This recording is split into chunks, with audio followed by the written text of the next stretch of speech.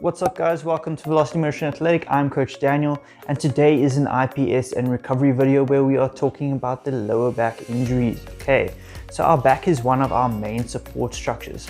The rest of our skeletal system is connected to our spine in some other shape or form.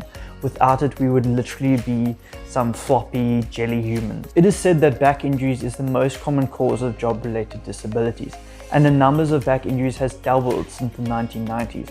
So let's take care of it. Now this is just a prehab guide and information. If your injury is causing you pain and it's an ongoing long-term thing, I recommend seeing a practitioner instead.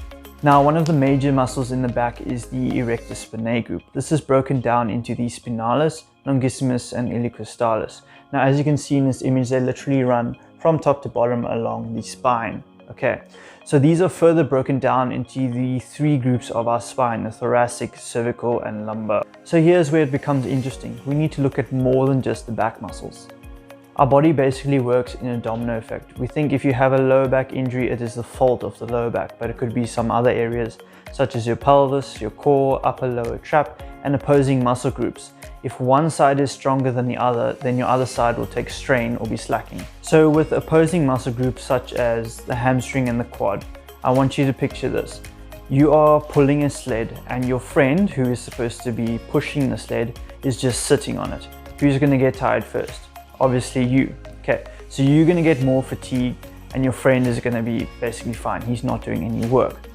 So what this shows is your lower back might be the problem, you're the one pulling, but the problem is on the other side or just above and below, muscles not working or firing properly. So this can go two ways. The same way as you could be getting stronger by pulling your friend and then your friend gets weaker. Okay, so as soon as your friend actually starts helping, you'll be too strong and he won't be able to push the sled. Okay, so we need to work both muscles in order to get the best results.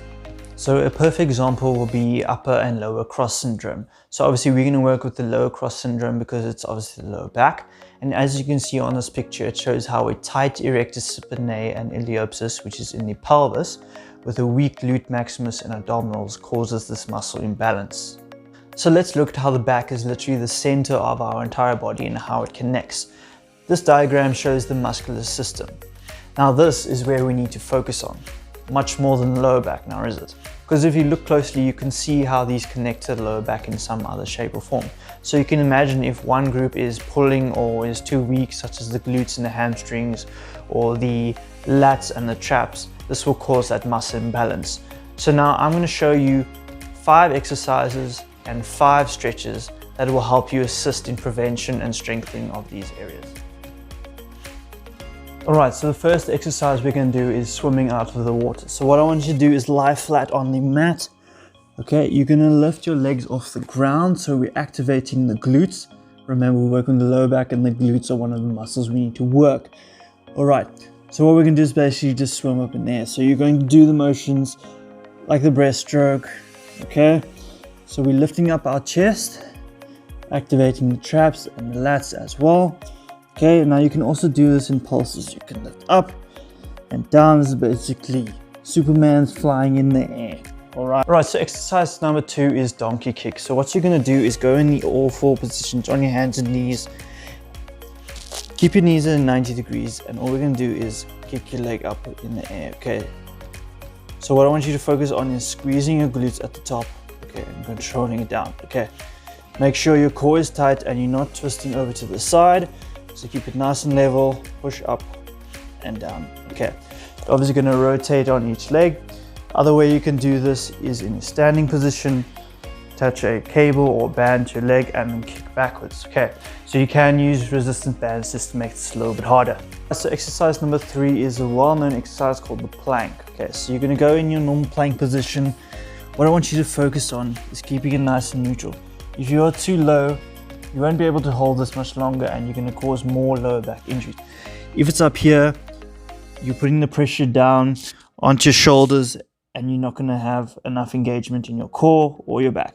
So you need to keep it neutral, nice in line, and you need to hold it. Squeeze your glutes, activate the core, and just keep holding. Okay, exercise number 4 is called the glute bridge. Okay, so this can also be known as a hip thruster depending on the way you do it. So what I want you to do is feet, use about mat width apart, your hands can place for support, and all you're gonna do is lift up your hips, okay, squeeze the glutes at the top, and you're gonna hold and pulse back down. So you're gonna press, squeeze, and press back down, okay. Push, squeeze the glutes, and press back down, okay. Obviously, if you do this in different positions, you've got a closer grip, got a wider grip, okay. If you go out, if you go in, you can be working different sides of the hamstring and glutes and hip muscle, abductor, adductors. All right, so exercise number 5 is hyperextensions or good mornings. So with the hyperextensions, that's where you're using the machine at a 45-degree angle roughly.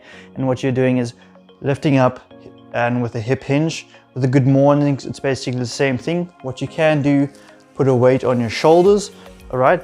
Slightly bend the knees, okay? And the movement is in the hips, okay? So it's a hip hinge. So you need to keep your back nice and straight.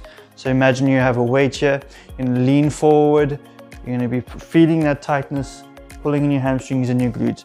Go down as far as you can, if you can go all the way, and then come back the exact same way. Okay, what I want you to focus on is not rounding your back when you're coming up or down, keeping your back nice as straight as possible, controlling it down, and going straight into full extension.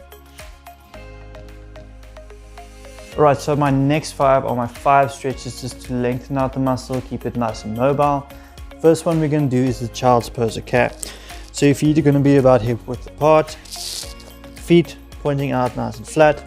Push your hips back, reach your arms out forward, okay? Drop your head and relax into position, keep your back nice and straight. What I also want you to do in this position is we're going to do rotation, we're going to go to the side. So you're going to walk slowly out to one side, just until you feel a nice stretch into your lats. You're gonna hold it, and then obviously after a few seconds you go over to the other side. Make sure you hold it, feel the stretch in your lats. Go back to center and come into the upright position, and you're just gonna repeat that a couple times. Okay, stretch number 2 is the cat-cow. So we're gonna go into the all-fours position on your hands and knees, and what we're gonna focus on is that mobility of the spine, the curvature, okay? So we're gonna round the spine, tuck the head in, okay? So you hold this position, and then you're gonna go up, go into the other position, push the hips back, chin up, and just keep repeating this motion. Curve it upwards, and then push it out. What you can also do is add pushing and pulling movements, so lean forward, lean back, round the back, lean backwards, lean forwards, just to add that extra bit of mobility in. Stretch number 3 is a prone twister. Okay, so what I want you to do, we're gonna lock the feet in a nice wide position. Okay, so push the hips down into the floor, arms out in front of you, and we're just gonna do one side at a time, reaching out and over as far as you can, coming back to center, reaching up and over. Okay, obviously the more mobile and flexible you are in the back and everywhere else, you'll be able to reach further over. The 4th stretch is all about opening up the hips and the groin, so we're going to go in a position onto our back. Now the first version of this, so we're going to lie flat on our back, okay, lift your knees up and you're going to pull it out. Okay, so opening up the hips and the groin, lifting up as far as possible. You'll start feeling this in your back as you're pulling it upwards. The other version you can do this by grabbing on your toes, pulling it out, keep your head flat on the ground, and hold this position. Okay, so you really feel this open up the hips and the groins, and working in the glutes and lower back area as well. All right, so my 5th and final stretch is basically a posture key. It's neutral pelvis.